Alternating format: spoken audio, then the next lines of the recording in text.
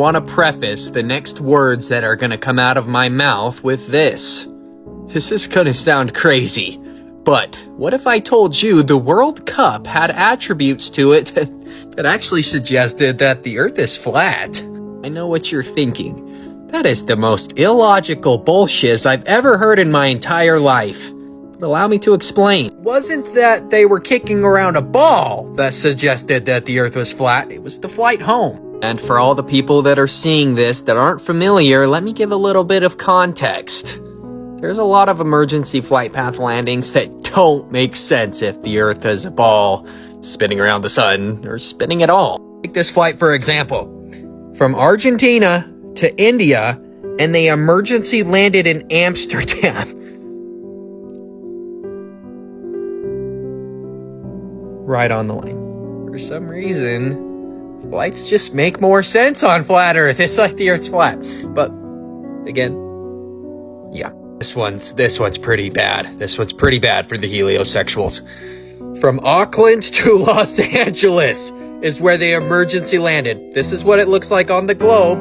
They were trying to go to Lima, Peru. Instead of flying on the bottom side of the ball, they went thousands of miles above the equator. And you look at it on the flat Earth model.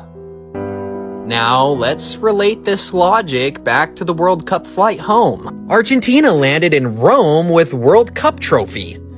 Argentina had a short layover at Rome's airport before continuing their flight to Buenos Aires. There's a little bit more information on the flight, and you'd think if these guys were flying from Doha to Buenos Aires, there's no way that they would go the opposite direction of where they were going, right? You're telling me these guys went the opposite direction? That's exactly what they're trying to say. They're literally... Every flight paths, planes, it doesn't really matter. Once you get into the sky, it's a great proof that the ground below you isn't spinning. Take this plane right here, the SR-71. This thing's top speed is 2,200 miles an hour, meaning it goes 2,200 miles in 1 hour. How much curvature do you think is over 2,200 miles on a ball that has a circumference of 24,000? A pretty good amount of mileage, probably. Here, let me tell you exactly.